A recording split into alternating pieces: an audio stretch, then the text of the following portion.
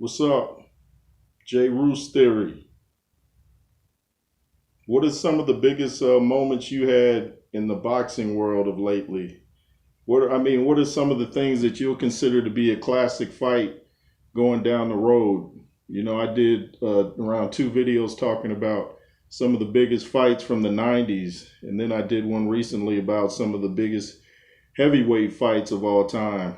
And I forgot to mention, of course, the obvious one, Anthony Joshua versus Vladimir Klitschko.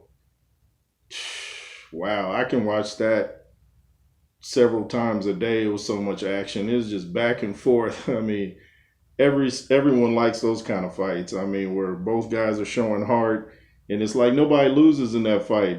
I mean, both fighters get credit no matter who wins or loses. The audience gets their money's worth.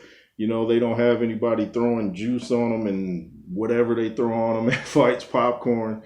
Like I was watching the Galata Tyson fight when Galata was, I believe someone said he was fighting his corner harder than he was Mike Tyson to get out of the fight. That dude, the corner was trying to put in his mouthpiece saying, "Don't disgrace yourself, stand there." And he's like fighting and pushing the ref like, "I'm out of here. I ain't taking this beating for nobody." That was hilarious. I think Galata just had a lot of nervous breakdowns. He never really knew how good he was. That guy was a good fighter. I mean, look what he did to Riddick Bowe. I mean, immediately after the Riddick Bowe fight, I believe it was the second one, maybe even the first, no, the second one, because the riots started happening in the first one. But the second fight, you could hear Riddick's speech was immediately slurred after the fight. Galata had hands. He just didn't really have any confidence. I saw him bite a fighter. It was like, wow. But anyway, I'm off topic. But like I was saying, lost my thought. Talking about heavyweight, the great heavyweight fights of today. Yeah, that people like to see fights where both guys show heart. They're not just in there to get a check. And you can tell when a fighter is really hurt or not. You see guys get hit and they kind of look up like, do I want to get up? Or, I am getting paid for this. But nobody wants to see that. We want to see two guys go at it. And you never know with Mike Tyson putting that video out with them hitting the pads, looking more dangerous than ever at 53. I mean, he might sweep through the heavyweight division and get a title shot. I know he's talking about only having exhibition fights for now, but you never know. The crowd and the anticipation and the demand might be there. You never know. He might get a title fight. And it's going to be hard to stop this guy because he's so fast with the quick movements and then jumping to the side and hitting you with the hooks.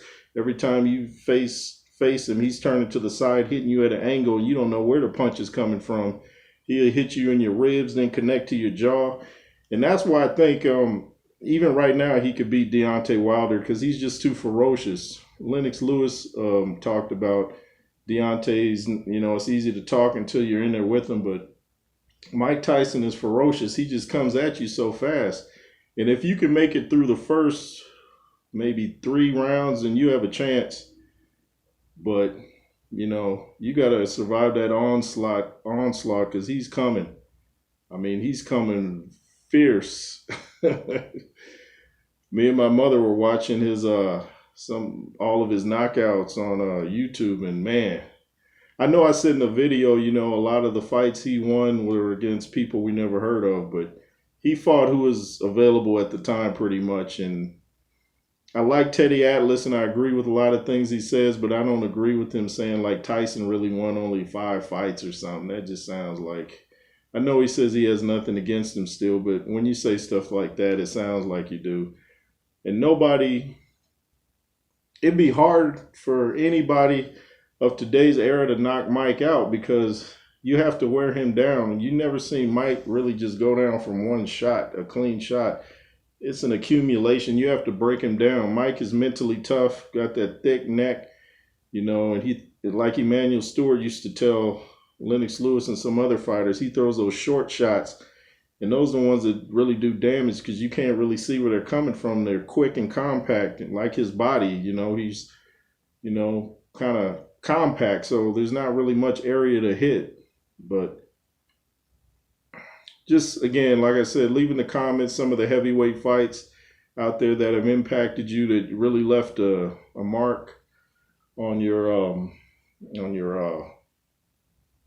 boxing calendar, like, where you can remember the exact date, where you were during that fight, and how everybody felt that you were watching the fight with. Were you the only only one in the house, or wherever you were watching the fight, were you the only one rooting for that fight, or was everybody against you? If so, I know you remember that. But anyway, this is the J. Roos Theory. Beat down the like button, comment, share, subscribe. Yeah, my hair is looking wild as ever.